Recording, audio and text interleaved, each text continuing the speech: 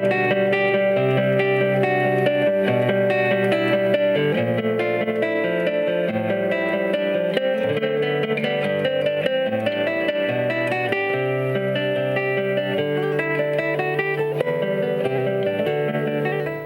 to Psychic Holistic Spotlight. I'm Kathy, your host for today. I also have Josie Way and Ken Demers co-hosting with me as well. And our guest today is Kevin Andrews. He's very young, but he's also quite experienced, so it's quite impressive for such a young age. So he's a Reiki master, theta healing. So I'm just going to turn it over to him now to talk about a little bit what he does, and then we'll just start talking from there. So what I kind of do is I have a background in psychology, so I'm very attracted to healing, and I've always kind of been attracted to the idea of being a healer. So with that, I kind of started to study more natural ways of healing, which attracted me to meditation, mindfulness, yoga, and at one point during my education, I was introduced to spirituality and religion in a way that I'd never really thought about it before. And with that new introduction to it, I decided that I kind of wanted to incorporate that as a healer. And so that's what attracted me to Reiki, because people started talking about how it encouraged mindfulness and it could help with things like depression, anxiety, PTSD, all of which at one point I did suffer from. So then I got introduced to Reiki, and immediately it was a life-changing experience for me, because it was the first time that I didn't have racing thoughts and anxiety. And that's what kind of sent me down this path of chasing and figuring out really like how I was going to heal. And then as I was healing myself, I realized that it was a call that I had to really help others heal as well. So I became a Reiki practitioner. I'm now a Reiki master. And then I went on to study theta healing and also yoga as well. Yeah, theta healing is very compatible with psychotherapy. And what guided you to the theta healing? So what kind of attracted me to theta healing was that I had been a part of talk therapy for a long time. I'd worked with many counselors and many therapists, and it was very slow. It was slow moving. It's years and years of talking before you really get to the root of things. And then I worked with a theta practitioner. And in one session, I feel like I learned more about myself and I accomplished more than I had in probably 3 to 4 months of talk therapy. So realizing that and the connection between that and how fast-tracked it was, and you see these immediate changes, that's when I decided to start studying theta healing and really going down that path as a theta healer. Now, what level are you at now, though, for the theta healing? So with theta healing, you don't really have levels like you do with Reiki, where you have like Reiki 1, 2, 3, and then master and some lineages. With theta healing, you have your kind of first 3 basic courses. You have basic DNA, where they teach you how to get into a theta state, how to use theta to help people healing, and how to remove beliefs and stuff like that. And then you go on to advanced DNA, where you kind of dive a little bit more into that, and you learn a little bit more about the theta state and exactly what you're doing. And then you move on to dig deeper, which is where you really start to figure out how to work as a healer, to dig, to get to those deeper beliefs. Because when you think about a block, it's kind of like a house of cards. And you can pull apart the cards one at a time, or you can dig down and get to the root belief that's really blocking somebody, and you can just pull the card from the bottom, and the whole card, it'll just collapse down. So dig deeper really takes you into that. And then there's a bunch of different, they call them electives kind of, that you can take from there. And after you take those first 3, you can go on to do whatever you want with it really. And you can become a teacher if you want, or you can take more of the electives. With it. Yeah. All right. Let's go back to your beginning. You said that when you started getting it, I can't remember exactly what you said. It made you question your beliefs, or something like that. I can't remember exactly what you said. First question is, how old are you? I'm 22. But then the next question was, what made you question what? Okay, so my it was probably my sophomore year of college, I took a class that was focused on exploring the human condition. And I had this wonderful professor who was trained as a yogi and follows the same lineage as me, the Kripalu yoga lineage. And she explored the human condition through different theologies and different religious texts. So we did a lot of reading and processing of that. And before this point, I was actually very atheist. I did not think that there was a higher power. I didn't really have a belief system. And she explained spirituality in a way, and she just started talking about how it's energy, how all of it's energy, and that deities and stuff, they're just labels for an energy that's within all of us. And I started thinking about that. Wait a minute. What was within all of us? Say that again. Deities? Deities. The gods and Oh, goddesses. deities. Oh, Deities, Okay. deities, sorry. I heard you, but I didn't understand what you said. the God force. Yeah. Yeah, so- well, that spark of divinity within yourself. Yeah, so I started really processing that, and it was honestly the Upanishads, when I started reading those, that like I started noticing a shift within myself. And they really encourage you to look inside, see what's there. And so that's when I kind of started looking in, and it just kind of like, it was like a domino effect. It was just like overnight, suddenly I just noticed myself like really wanting to immerse myself in this like type of experience and You these just want to know practices. more. Yeah. Yeah, so definitely open up a window for you for that, or a door. Yeah. When did you start with the yoga? I played with yoga for years when I was in high school and stuff, because it was like, yoga was like a cool thing to do. Like you wanted that aesthetic kind of. And I probably started actually practicing a regular practice about a year ago is when I really started to get involved in yoga and realizing just how much it can help me on my spiritual journey, because I always viewed it more as a physical practice. And how did it help you on your spiritual journey? With yoga, it really created a space for me to be mindful and present. And you don't realize until you are mindful and present that when you're on the mat, that you are learning these little things that you can pull into your life. Like with your muscles, you accept your muscles the way that they are. They can't always do everything for you. You respect their limitations. And then I realized that I could take that into relationships. Not every person is going to be able to do everything that I expect of them. They're going to have their limitations, and I have to respect that. So for me, that mindfulness started to change who I was as a person. And then through that, I actually started noticing that when I was doing yoga and being extremely mindful, my intuition was a lot stronger. And that's when I definitely had a lot more of a third eye chakra opening. Yeah. And that works very well with theta, Yes, definitely. the intuitive.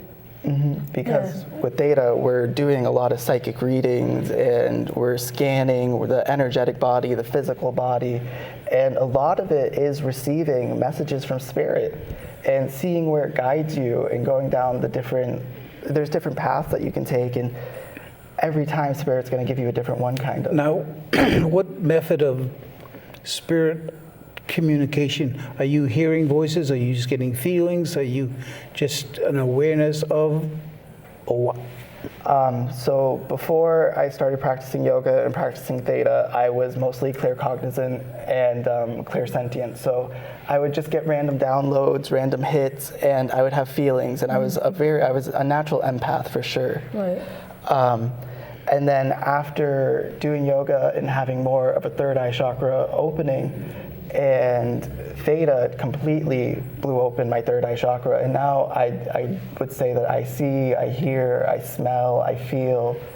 It's really been amazing. It could be overwhelming.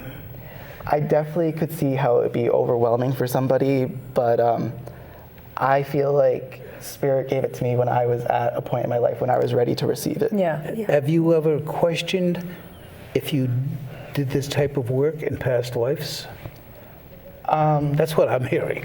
Yeah, I definitely, When I've explored past lives, that is not something that I've explored. I definitely think that I have a soul lineage that comes from healers because, like, He's an old soul. yeah. The better the question, the better the answer. Yeah. The more specific the question, the more specific the answer.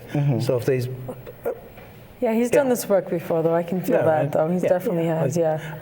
at 22 and this, Yeah. Yeah. He's so younger, right? So, But yeah. it's always, well, to me, it's interesting to be a little more specific. You did what, when, and how. Yeah. In what culture, I guess you would say. Could have been any culture, you know. I'm not 100% sure. The past lives is not a thing that I've fully It explored. doesn't mean that much to you.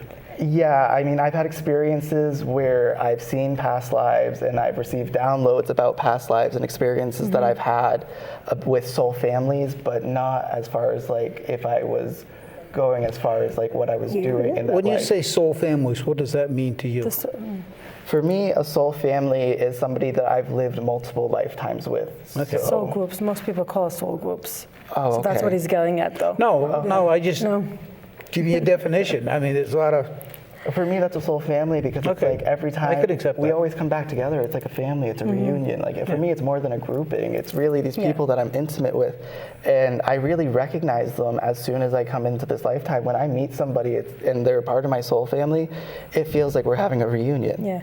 So going back to the theta healing, do you incorporate some of the psychology when you're giving someone a theta healing session?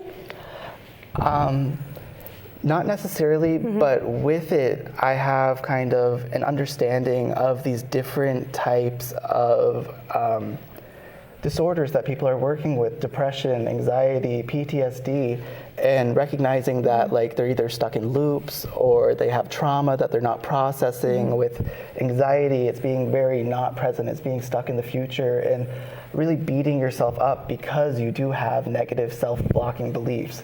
Yeah. So You're fortunate that you learned about mindfulness and learned about being present, because that can stop too much happening. yes, definitely. And you know, the racing that It's hard leads being to in the present, yeah. you know, that can lead to disappointment with these gifts. Yes. You said something that struck my curiosity. Stuck in the future? Yeah, so I never heard that before. It makes sense. It does. When you think about what depression and anxiety kind of is, at its most basic level, I mean, it gets much more complicated than this. The way that I kind of look at them, and this is why I think that mindfulness and being present helps a lot with depression and anxiety, especially in our culture. When you're depressed, you're thinking about the past. You're beating yourself up about something that you've done, about who you've been, your actions. When you have anxiety, you're thinking about something to come. So you're getting anxious about what can happen, the what ifs. So when you're really present, you pull yourself out of thinking about the future. You pull your mind out of thinking about the past. And for me, that was really healing, and that helped a lot with my depression and anxiety, because I wasn't thinking about like, oh, well, like when I was 3 years old, I did this, so I'm a worthless person, or, well, tomorrow I have a test, so I'm super anxious and I need to like be fully prepared, and I can just be present and in the moment and not really focus on those things. And that really resonated with me. Yeah. What parallel I used when I was learning was spiraling. The question is, are you spiraling up or spiraling down? And you know, the down is the depression, the past, and spiraling up ultimately can be mania and the future. Definitely. I feel like with manic states, I think that a lot of people do get into them because they're ungrounded and they're not being present. So I think that is also where that kind of can come into it, also to help somebody come back from that. Because Do you use breath in these different modalities? yes, breath work has definitely been a huge thing for me, because when breath really is what marries all of this together. We have all these different bodies. We have our physical body, our energetic body, our mental body, our thought body. And with breath, you're really able to access all of them and get them in alignment with each other. So in yoga, we call it pranayama. And prana means life force, energy, chi, that type of stuff.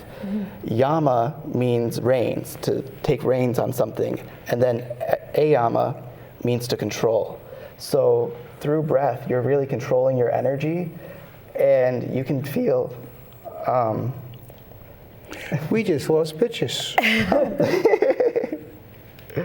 No, keep talking. So the breath work, though, is definitely a key component in the yoga. It's a huge component in yoga because when you look at it, it's affecting, you're bringing in more universal energy through your breath. And then on a biological level, you're shifting the body from a sympathetic to a parasympathetic state, which is really when you're relaxed. Your heart rate goes down, the hormones being released really shifts, so you can get into more of a healing state. And then mentally, we use certain breath work, like there's the Ujjayi breath, which is the breath that sounds, they call it the ocean breath, because it starts to create a white noise. And practicing that, you can help actually fight off racing thoughts and stuff like that. Could you, I've never heard that term before, and I guarantee a lot of people watching this show has never heard it. Give us just a little bit of a demonstration of what that breath is. Ujjayi is just simply a slight constriction of the throat. So if you're going to fog up like your glasses, you'd go, so you keep that constriction while you're breathing, and it starts to create a white noise. So you would be, and I don't know if you could hear that. Yeah, you can hear it, the moisture. It really starts to create a white noise internally, so you can't hold space for a lot of thoughts because you're really it's like having You a have white to noise. focus on, it forces you to focus on the breath to continue to breathe in that particular style, It's I guess, I don't know. It's like belly breathing. You know, you're forced to, move your belly with the breath, to take deep breaths. Yeah. Now, I consider breath a key for this stuff. You know a lot more about it than I do. How many different kinds of breaths are there? Oh, there's a ton, and not even all of them have names. I mean, in the lineage that I work with yoga, we have our 4 main breath works, breathing pranayamas. And with that, you have Dirga, which is the 3-part breath, which is kind of like the belly breathing that you were talking about. You breathe into your belly, your rib cage, and then your chest, and it creates a cycle. And then you have the Ujjayi that we just spoke about. And then you have Kapalabhati, which is more commonly known as breath of fire, which is just short bursts of the ab where you force out breath very quickly. Kind of like rebirthing type breath? I don't know what that is. Okay, never mind, keep going. And then you have Nadi Shodhana, which is breathing in between opposite nostrils to balance the energy centers in the body. So those are the 4 that I work with the most, but then there's a bunch out there. They have a bunch of different names. I don't think anybody actually knows how many there is. Do you work with mudras too? I don't. You don't? No, they don't resonate with me personally. No, so if someone wanted to get hold of you to either get a session with you, though, or just ask you more questions, how can they get a hold of you? So they can find me on Facebook at Vibration Activation. That's kind of my brand. That's kind of neat. I like that. Vibration activation. Yeah. I like that. We'll get you going. So that's the best way to get hold of you, is through that. And then also at thetahealing.com/Kevin Andrews. I have a little page on there as well. Oh, okay, that's very, very cool. So do you give a lot of theta healing sessions now, or is it something that you're building still? It's something that I'm building. I do have some people that I work with, and it has been, I work with it a lot with myself. It's been really life-changing, and I've noticed shifts in the people that I work with as well, just as far as confidence and actually manifesting what they want and changing their life. Now, you're talking about helping people get little blockages and problems and stuff. Do they come to you with that, or when they're working with you on another subject, you help them find that they have a blockage or a whatever? Which way works? So both ways. A little bit of both, actually. Somebody will come in and say that they're really struggling with maintaining a job and saving up money.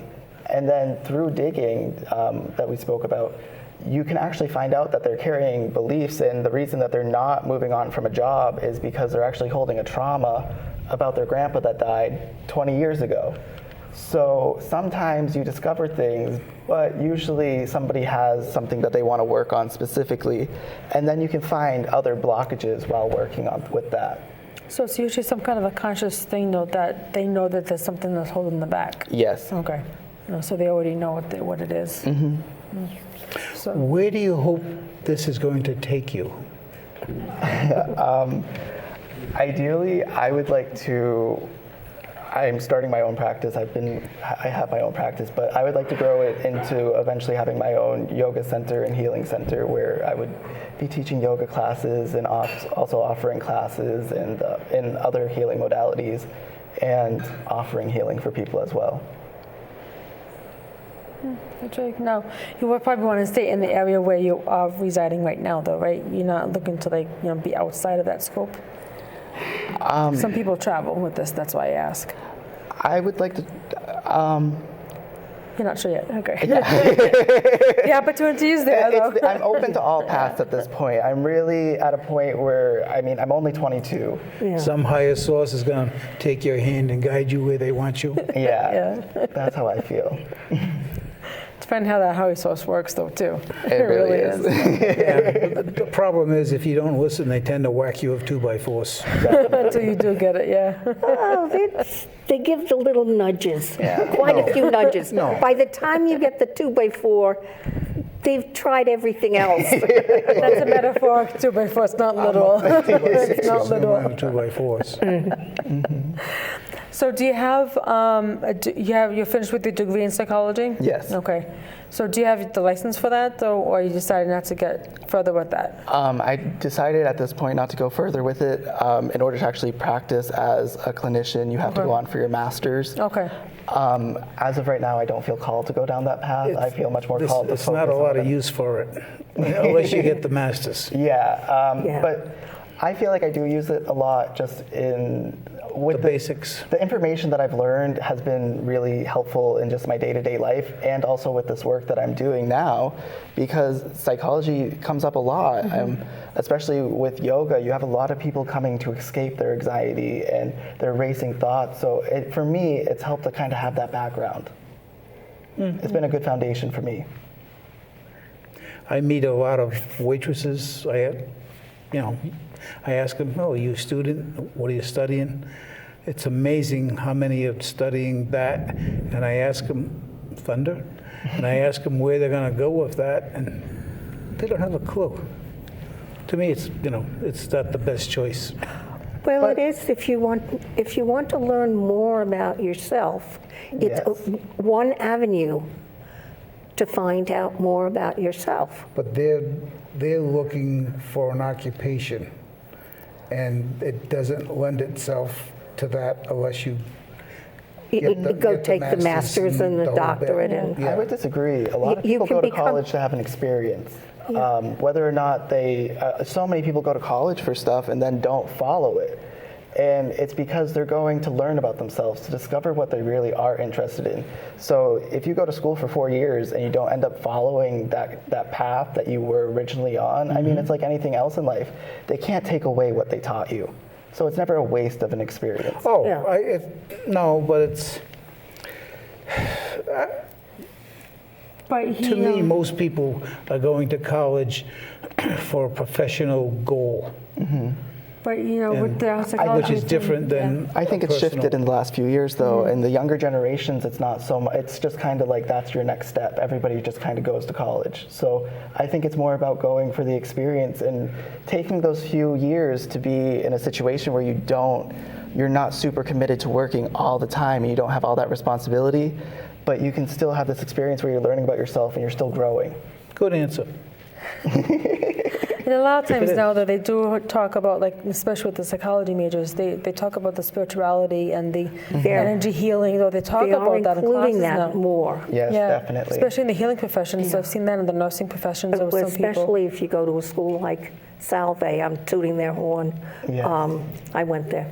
And, you know, they actually have a holistic counseling program where Reiki and Theta, all these modalities are welcomed. Yeah, so it's much more well known now, though. So there's definitely that avenue. That's, if it weren't for that, though, you wouldn't have known about theta healing or yoga or anything like that. No, I never would have discovered any of this if I had not gone to college and had the experiences that I had. What would you have done if you didn't do this? If I was not on this path right now, I would be in a master's program right now, going on to be a mental health counselor. Oh, you still would have been kind of on this field. Definitely would have been a healer all the same, regardless. I actually started off as pre-med. Like, I've always been on a path of helping people heal, and then I was in pre-med to be psychiatry. And then I realized that counseling kind of aligned more with my beliefs, so that's when I switched to being a psychology major. Yeah, because in practice, most psychiatrists only spend a little time with you and you know, and worry about your symptoms and give you some medication. Yeah, I wanted to help people. And you want to really heal. work through, you know, In a without. holistic way, yeah. Yeah, because what you don't express, you suppress. Yeah. Yeah, so this probably helps you a lot, though, when someone's coming for your theta healing session. Yes. You know, it's like sometimes they just need to talk it out for a couple minutes, and then the rest is spent on the theta healing. You know, or, you know, same thing with the yoga. You know, it's like, okay, this is what I want to do, but it's like you can actually explain why. Yes. But then go into the yoga as well, though, too, which I find absolutely fascinating that you can do that. Yeah, Because definitely. everything just ties in together. It really does. Yeah. And I feel like the last 6 months for me has really been figuring out how to weave it all together, because it's like I had all these different practices, and the last 6 months I've really focused on bringing them together into one practice for me. So when somebody comes in, they walk in your office or your space or shared space or whatever it is, and they have something in mind, do you start working with them and then realize that, okay, this is what they really need? Or do you stick with what they thinking they need? Like, are you asking if I switch, like if they come in for Reiki, I'll say, oh, like we should Yeah. do. No, I'll Something. usually stick with what they want to do, because I like to respect their boundaries, and I think that there is a healing aspect. I think that there are different levels of healing with each one, so it's just different routes to get to the same destination. So I think that Reiki can heal the same things as Theta. It's just a different approach to it. So when I work with somebody, I really want to work with what's aligning with them. Right, yeah. So what they're already open to. Yeah, what they're open to. I don't want to change anybody's beliefs or anything. I see myself as a teacher, not a preacher. Okay. Which is, it's definitely keeps it low pressure, though, like not forcing someone to do something else where they're going to be uncomfortable. Yeah. But Theta is a little more directive, and suggestions are made, whereas some forms of psychotherapy, there's a lot of listening with an occasional suggestion. A Dr. Phil, how is that working for you? You know, to have the person self, you know, Self-reflect, though. Reflect. Find out, yeah. Theta is very similar to that with the digging that they teach you. At no point am I directing anybody. I mean, I'm connected to spirit at the time, so I am guided in that aspect when I'm asking questions and when I'm trying to identify specific beliefs that I want to work with that person.